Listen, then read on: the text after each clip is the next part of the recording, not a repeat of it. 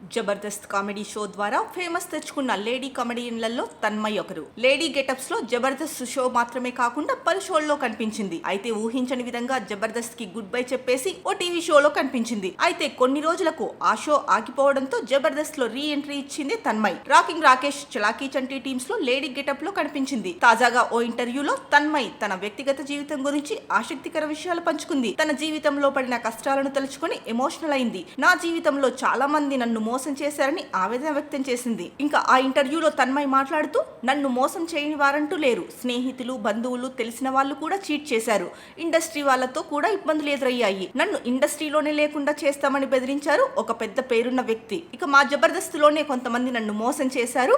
వారిలో కిరా కార్పి ఒకడు. అతన్ని నేను లైఫ్ లో మర్చిపోను. నేను జబర్దస్త్ మానేసి అదిరింది షోకి వచ్చింది కూడా అతని వల్లే. అతన్ని ఒక టైంలో నా సొంత అన్నలా ట్రీట్ చేశా. కానీ అతని మైండ్ సెట్ అంతా వేరు. కానీ నా పర్సనల్ విషయాల్లో అతని వల్ల చాలా బాధపడ్డా. ఒకానొక టైంలో తనకి నేను చాలా సపోర్ట్ చేశా. కానీ అతని వల్లే నేను జబర్దస్త్ నుంచి బయటకు వచ్చేసా. ఫైనాన్షియల్ గా అతనికి సపోర్ట్ చేశా. కానీ నాకు ఎలాంటి సాయం చేయలేదు. ఈ ప్రపంచంలో నాశనం చేసేది డబ్బు, నమ్మకం. ఈ రెండే. మనకు సాయం చేశారన్న విశ్వాసం కూడా కొంతమందికి ఉండదు. నేను ఎంత చేశానన్నది కిరా కార్పీకి తెలుసు. చాలా మంది జబర్దస్త్ వాళ్ళకి తెలుసు. ఈ రోజుల్లో డబ్బు మీదే అంతా నడుస్తోంది. ఒక మనిషి బాగుపడాలన్నా డబ్బు, నమ్మకమే. చెడిపోవాలన్నా డబ్బు, నమ్మకమే. కానీ మనం ఎంత స్ట్రగుల్ అవుతున్నది మాత్రం మనకే తెలుసు. అందరికీ నా డబ్బు, బాడీ, ఫేమ్ మాత్రమే కావాలని తన్మయ్ ఆవేదన వ్యక్తం చేసింది. నాకంటూ నేను పర్సనల్ గా ఏమీ దాచుకోలేదని తన్మయ్ తెలిపింది. మా నాన్న చనిపోయినప్పుడు నూకరాజు నాకు అండగా నిలిచారని చెప్పింది. ఆ రోజు హైదరాబాద్ నుంచి ఇంటికి వెళ్లే వరకు తనతో పాటే ఉన్నాడని తెలిపింది. నా ఫ్యామిలీని బాగా చూసుకోవాలని నాకు తపన ఉండేదని చెప్పింది. నా జీవితంలో మా అన్నయ్య నాకు చాలా అండగా నిలిచాడని,